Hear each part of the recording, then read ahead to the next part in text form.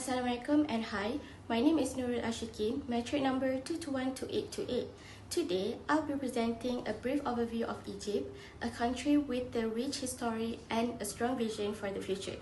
Let's dive into its political, economic, and a social landscape. Egypt is a semi-presidential republic, which means the president is the head of state, while the prime minister leads the government. As of 2025, President Abdel Fattah el-Sisi is still in power. His main focus includes economic reforms, building infrastructure, and improving regional diplomacy. Politically, Egypt has a strong executive branch with limited opposition. The government is working to balance security needs with gradual democratic reforms. Egypt is considered a lower middle income country. It has been pushing for economic diversification and structural reforms. In the 23-24 fiscal year, Egypt's GDP growth slowed to 2.5% due to foreign currency shortages and low investor confidence. However, sectors like tourism, agriculture, retail trade, and real estate are still showing positive performance. To move forward, the government is planning to allocate 50% of public investment to green projects and increase the private sector's role in the economy. Egypt has a population of about 118.4 million people in 2025, the largest in the Arab world. Egypt is making big moves in renewable energy. One example is the Banban Solar Park, which produces 1.8 gigawatts of electricity, making it one of the largest solar projects in the world. Also, Egypt is partnering with Greece on an undersea electricity cable project to send renewable energy to North Africa and Europe. Egypt's Vision 2030 focuses on sustainable development, economic growth, and social inclusion. The plan includes big investments in education, healthcare, and infrastructure. In terms of identity, Egypt celebrates its unique culture, a mix of pharaonic history, Islamic traditions, and modern values. The government supports cultural programs to strengthen national unity. My name is Nufatiha binti Rasuli, metric number 2023136. That's a little bit of information about the background of Egypt. Now, we want to explore the cross-culturalism of Egypt.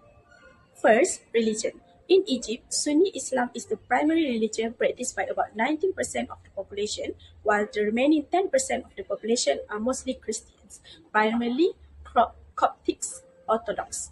Religion deeply influences daily life, social norm, and also business practice. For example, prayer time, halal dietary requirement, and also religion's holiday like Ramadan and Eid can affect the work schedule and interpersonal interaction.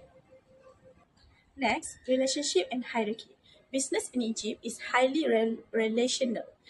Building trust and personal connection, which was known as wasta, is essential for success. This relationship often take priority over formal contract, especially in the early stage. Decision-making tend to be centralized with senior management holding the authority. It's important to respect the hierarchy as bypass the senior figure is considered as rude and usually ineffective. Finally, time and punctuality. While punctuality is valued in Egypt, the perception of time is often more flexible compared to Western culture. Egyptians generally follow a polychronical approach of time, meaning they prioritize the relationship and adaptability over the fixed schedule. Meeting may start late or be rescheduled, which can be challenging for those who prefer strict deadlines. I'll be highlighting key country risks facing Egypt, focusing on environmental challenges, economic and policy uncertainties, and structural weaknesses. First, environmental and climate risks pose a major long-term threat. The Nile Delta, which supports much of Egypt's agriculture and population, is highly vulnerable to sea level rise. Research suggests that up to 25% of the delta could be submerged, jeopardizing food security and displacing millions. Additionally, human rights concerns persist, especially regarding the use of anti-terrorism laws to silence activists. This limits civil society's role in addressing environmental and social challenges. On a positive note, Egypt collaborates with global bodies like the United Nations Office on Drugs and Crime, UNODC. This Partnerships aim to enhance counter-terrorism capacity through reforms in criminal justice and crime prevention, contributing to regional stability. However, economic policy uncertainty remains a pressing issue. Studies show this uncertainty increases stock price crash risk mainly due to information asymmetry. The result is higher volatility and reduced investor confidence, making the Egyptian market less attractive. Lastly, Egypt faces significant fiscal and debt-related risk. External debt has ballooned from 46 billion in 2013 to over 165 billion in 2022. The debt to GDP ratio hit 92.7% in 2023 and is projected to rise further. Much of this debt is in foreign currency, making Egypt vulnerable to exchange rate shocks. These high debt levels restrict fiscal space and limit investment in public services and infrastructure. My name is Alia Maisarah. My metric number is 2213456. Moving on with Egypt's current financial and currency risk, it can be seen that Egypt has continuously faced a challenge on the inflation, even though there is a decrease of percentage for their inflation for about 12.5% in February 2035, which is the lowest since March 2022. The percentage continued to rise up for about 13.9% in April, and the government is still finding a way in reducing the rate of inflation. Egypt's currency is not very stable as it is keep having an unpredictable fluctuation, hence making it difficult to assess the risk and also returns. It discourages investment in the country for foreign investors. This shows that how volatile their currency currently is, and this also happened due to the reliance on import, making them to have a foreign money shortage as the foreign currency, especially the US dollar, keep going out from the country to pay all the imports, goods and services. And Egypt also facing a very high external debt due to manage their economic challenge. And Egypt's external debt servicing is heavy with about 44 billion US dollar due between 2025 to 2026. This reflects the current financial burden in the country. And the government has initiated and making several efforts to reduce the external debt, including by issuing local sukuk targeting the citizens and others, specifically Egyptians residing abroad. Assalamualaikum warahmatullahi wabarakatuh. My name is Nur Aishatul Alia and I will continue with commercial risk in Egypt. In today's global economy, doing business internationally comes with both opportunities and significant risks. Egypt, a key player in North Africa, faces commercial challenges that business must carefully consider. One of the most pressing issues is Egypt's ongoing shortage of foreign currency. Importers struggle to obtain dollars or euros, making it difficult to pay foreign suppliers on time. This has led to widespread payment delays, contract defaults, and broken supply chains across sectors. The scarcity of foreign currency has also driven price surge and operational disruption throughout the economy. Secondly, the risk of Egypt's economic instability. The Egyptian pound has experienced sharp devaluation while inflation remains high. This combination deficits the value of receivable and complicates long-term pricing, increasing financial exposure for foreign business. For investors and exporters, this creates uncertainty in financial planning and profitability. Regulatory unpredictability is another commercial hurdle. Egypt's government has imposed strict import restrictions, delaying goods and increasing costs. The European Union has challenged this measure at the World Trade Organization, or known as WTO, citing a 40% drop in exports of affected goods to Egypt. For business, this regulatory environment makes it difficult to plan operation or meet delivery. In a nutshell, to navigate Egypt's commercial risk landscape, companies must conduct thorough risk assessments, secure payments guarantees, and stay informed on policy changes. Based on what being discussed just now about all the type of risk in Egypt, there is a market potential for farm fresh, but they should be extremely cautious and reconsider proceeding with business expansion into Egypt at this time. This is because In Egypt, postal plays a key role. It's all about using personal connections to get things done. Business often revolve around relationship and who you know rather than just formal processes. Along with that, come a strong sense of hierarchy.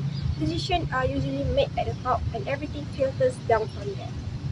For Farfetch, coming in as a foreign company, this could pose some challenges. With strong local ties, they might find it harder to build trust, access networks, or move through bureaucratic channels efficiently. Another important cultural aspect is the Egypt relaxed approach to time. While this flexible attitude may feel natural locally, it could clash with Farfetch's efficiency-driven standards, leading to possible misunderstanding or delays in day-to-day operations. Now, when it comes to Egypt's economic policies, there's a level of uncertainty and unpredictability.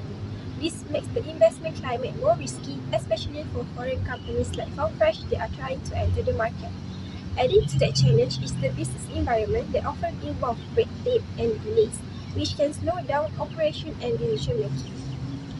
While Egypt has made efforts to combat the corruption, non-financial corruption risks still exist. For investors, these factors can reduce confidence and pose serious challenges to long-term success. For Farfetch, navigating this environment will require careful planning, strong local partnership, and clear risk management strategy. Therefore, given the unstable economic condition, regulation and commercial unpredictability, and cultural barriers and security risks, Farfetch should not proceed with its business in Egypt at this time. Assalamualaikum warahmatullahi wabarakatuh. My name is Muhammad Faiz Haikal bin Hamidun and my metric number is 222-2155. Now we will proceed to the next discussion, which is about entry strategy. So this will be an implementation that Farfetch can do if they still want to enter the market in Egypt if the risks are getting lower.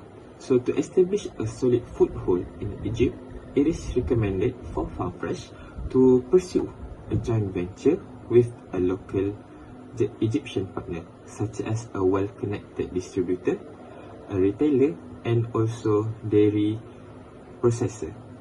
This will help Farfetch navigate the regulatory environment and also to secure shelf space in the key retailer. However, it is also essential for Farfetch to conduct a thorough due diligence when selecting a partner. Beyond financial alignment, Farfetch should prioritize shared values and also mutual understanding of goals. For the second implementation that Farfetch can implement is tailor distribution and packaging for local retail structure. It is well known for everyone that Egypt retail sector is diverse, consisting of both modern supermarket and also traditional neighborhood stores. So, Farfetch should adopt a dual channel strategy, offering value pack product for traditional outlets where price sensitivity is quite high, and for the premium, they can offer a branded packaging for modern retail formats that targets middle and upper income consumer. Next, the product packaging should include Arabic labeling, halal certification, and tamper evidence features to comply with the regulatory standards and meet local consumer expectations. To minimize the upfront investment and risk, Farfetch is advised to begin with a low-risk export strategy.